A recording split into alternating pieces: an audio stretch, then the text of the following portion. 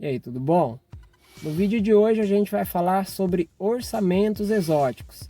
Aquele orçamento que você não costuma receber e fica um pouco perdido em como você pode calcular o valor desse serviço. Não sai daí. Nesse vídeo eu quero ajudar principalmente ao José Carlos Olindo e também ao Regis, que apesar deles terem feito perguntas em dois vídeos diferentes, de serviços diferentes, a essência dos questionamentos são muito parecidas ou praticamente iguais. Esse vai ser um vídeo um pouco longo, porque assim como eu falei no comentário escrito, tem vários pontos importantes e que fica praticamente inviável escrever e comentar sobre todos eles. Então, dessa forma, eu acho que eu consigo ajudar os dois e principalmente ajudar a todo mundo que também tem esse questionamento. Vai ser um vídeo longo por esse motivo, mas você pode usar o recurso aí do YouTube de dar uma aceleradinha no vídeo, caso essa informação também seja importante para você.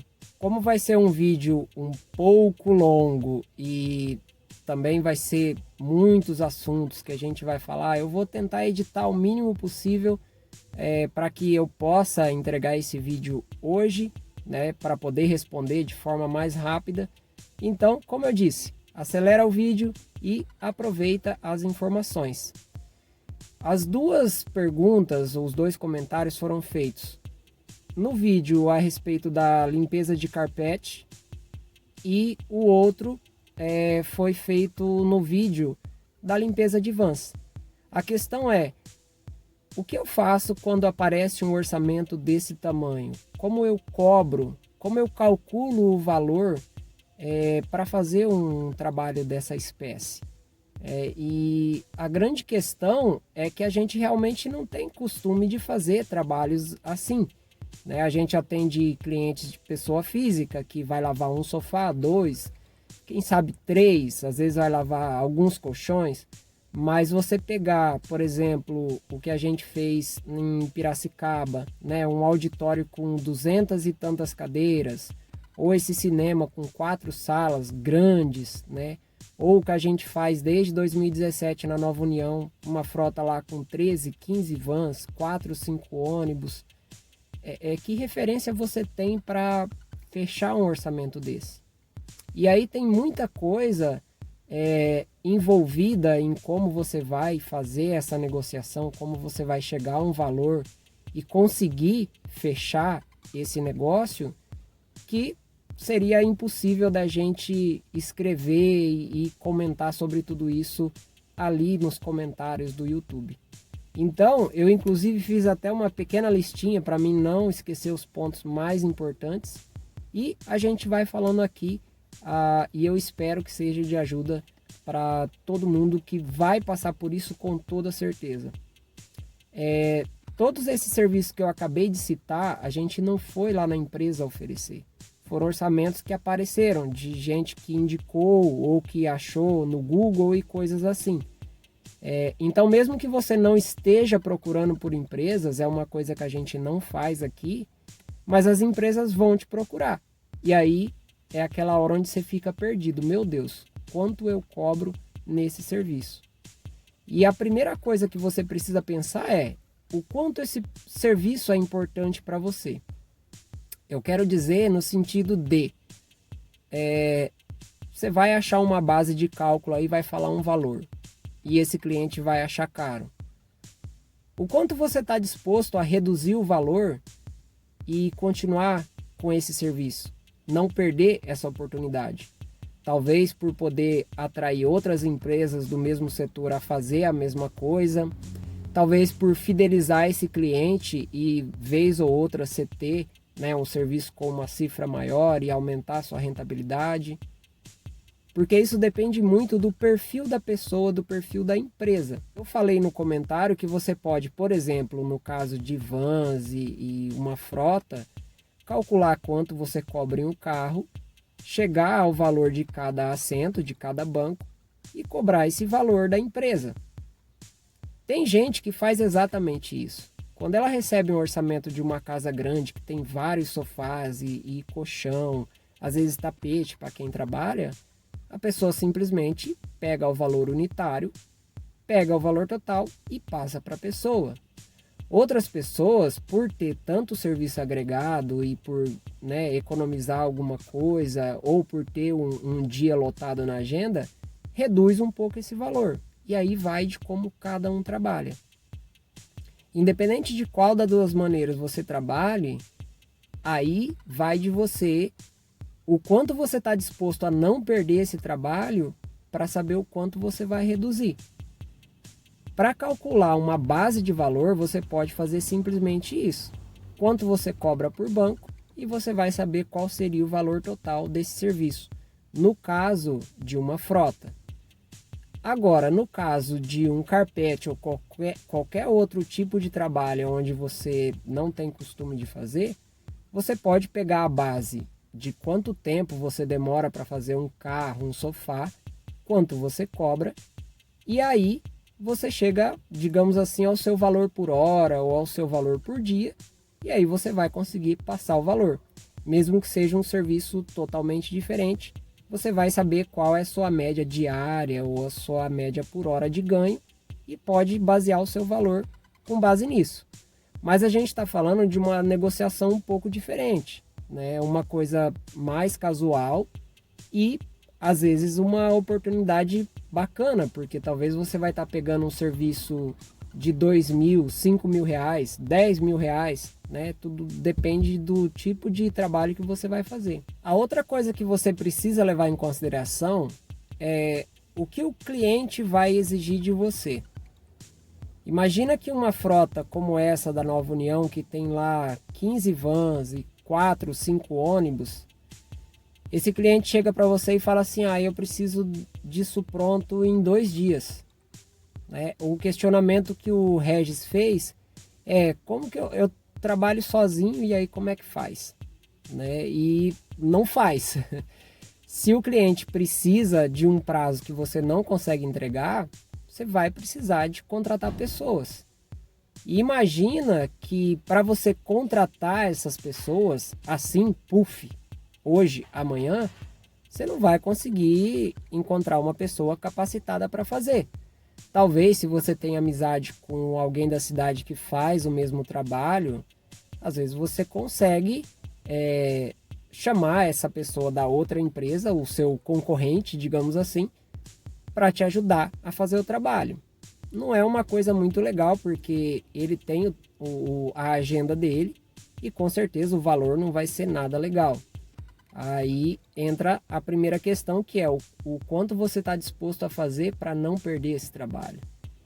O ideal é que você encontre pessoas comuns, digamos assim, sem muito conhecimento, e elas fiquem com partes do trabalho que não exige tanto conhecimento. Mas dependendo da demanda, dependendo da exigência do cliente, isso não vai ser suficiente. Você vai precisar de mais pessoas ali fazendo extração, fazendo escovação, e não vai adiantar você ter 10 pessoas passando pano na onde sujou ou enchendo o reservatório de água, essas coisas. Você vai realmente precisar de alguém que faça o trabalho.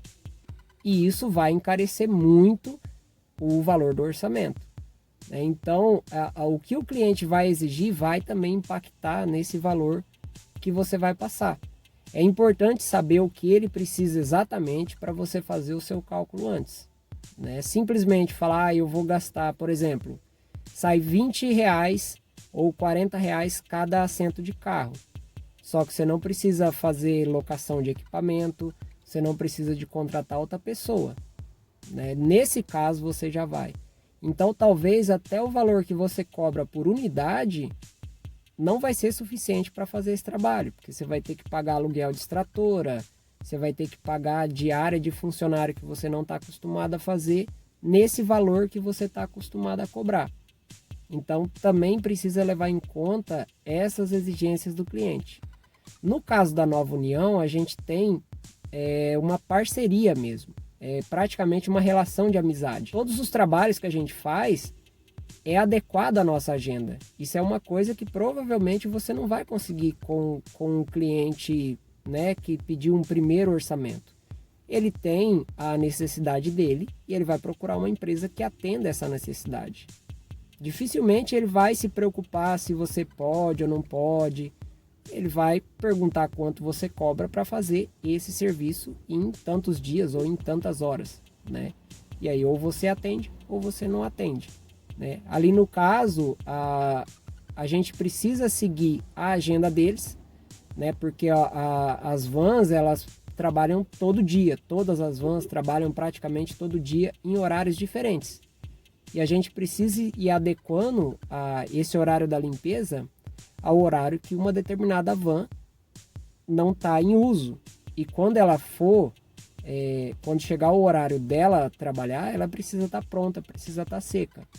Então a gente tem uma lista de todos os carros e a gente vai adequando a data ao dia que a gente pode limpar aquela determinada van. Porém, em contrapartida, a gente também faz de uma maneira que não afete a nossa agenda. E esse é um outro ponto que você precisa pensar. Se essa pessoa precisa de fazer esse serviço em uma semana e você vai ficar a semana toda sem trabalhar, aí você precisa calcular o quanto isso vai impactar nas suas finanças. Porque imagina no caso de uma empresa que não tem um caixa, não tem uma reserva, né? Que, por exemplo, toda semana tá ali ganhando dinheirinho e gastando dinheirinho, ganhando dinheirinho e gastando dinheirinho. A maioria das empresas tem um fluxo de pagamento. Você vai fazer o serviço no dia 10, no dia 15, porém a data de pagamento deles é todo dia 5. Você vai demorar quase um mês para receber. É uma cifra grande, é um bom dinheiro, porém essa semana você não vai ter dinheiro em caixa, porque você não vai fazer nenhum serviço a domicílio, que quando você sai da casa do cliente você está com dinheiro no bolso, né? Então é uma situação um pouco diferente e que você também precisa levar em conta qual vai ser a forma de pagamento desse cliente. Ele vai pagar tudo à vista, você vai pedir um sinal adiantado, coisa que não é muito comum no nosso ramo, né? Mas em outros ramos é muito comum a pessoa pedir um sinal e depois receber o restante, né? Talvez o cliente vai querer parcelar isso e aí já entra uma outra complicação, que é como você vai se defender, como você vai se proteger disso, né? Um cliente novo que você não tem contato e ele está pedindo para que você divida isso em 3 vezes. Qual é a segurança que você vai ter de que vai receber isso? É o outro caso que precisa ser pensado, né? Fazer um contrato de serviço com todas as especificações do que você precisa para realizar o trabalho, de quais são as suas obrigações, quais são os itens que você vai limpar, fazer um contrato, a pessoa assina, você assina, e outras coisas que você pode fazer para se proteger tanto em caso de um parcelamento, como também em caso de problemas que podem acontecer no serviço, né? Digamos assim, do cliente falar, esse banco não estava rasgado, você rasgou, e coisas assim, né? Tudo depende da cultura do lugar, de como os clientes se comportam, vamos dizer assim. E aí vai de lugar para lugar, não tem como a gente falar muito a esse respeito. Aí é você quem tem que saber qual a melhor maneira de você se comportar nessa questão. O que é importante saber é que se você vai tirar uma parte da sua agenda para atender essa empresa e você não vai receber o dinheiro logo quando acabar o serviço, isso vai impactar a sua finança e você precisa estar preparado para isso. Aí entra de novo o primeiro ponto. O quanto você está disposto a perder, digamos assim, para não ficar sem fazer esse trabalho, né? Talvez demorar um pouco mais para receber, ou fazer um parcelamento, mas saber que você está fazendo um serviço com uma cifra grande, que você está fidelizando esse cliente e depois ele vai te chamar novamente. Outras empresas vão ver que isso é uma coisa necessária de se fazer, né? Às vezes até mesmo por concorrência, tá? Imagina que uma loja está fazendo propaganda com essa limpeza, falando, olha, aqui a gente cuida, deixa tudo limpinho. As outras empresas vão ver e falar, poxa, a gente não pode ficar para trás, e vai lá te chamar também, né? Então tudo isso entra nessa questão. de estar disposto a diminuir coisas, seja lucro ou seja prazo de pagamento, para pegar ou não esse trabalho. E nisso já entra também uma outra questão, que é a questão fiscal. Quando você trabalha para uma empresa, quase todas as vezes, digamos que pelo menos 90% das vezes, eles vão pedir que você faça uma nota fiscal. Hoje é até possível você trabalhar como autônomo e fazer lá uma notinha como pessoa física e receber como pessoa física. Mas na maioria dos casos você precisa ter uma empresa e em alguns dos casos você também precisa de ter uma conta jurídica. A empresa prestou o serviço, ela precisa pagar quem prestou o serviço. E não foi você, foi a sua empresa. Então a conta precisa ser da sua empresa e não sua.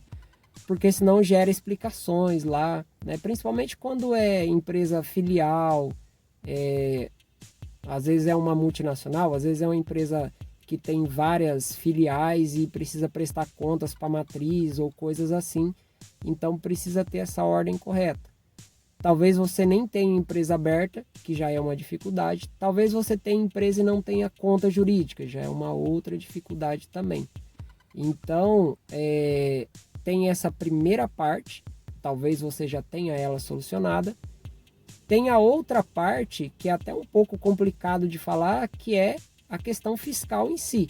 Se você emitiu a nota, você está declarando que você ganhou aquela quantia. E para quem tem MEI, não é obrigatório fazer essa nota fiscal, emitir essa nota para o cliente, a menos que ele peça, e na grande maioria dos casos, eles não pedem a nota fiscal.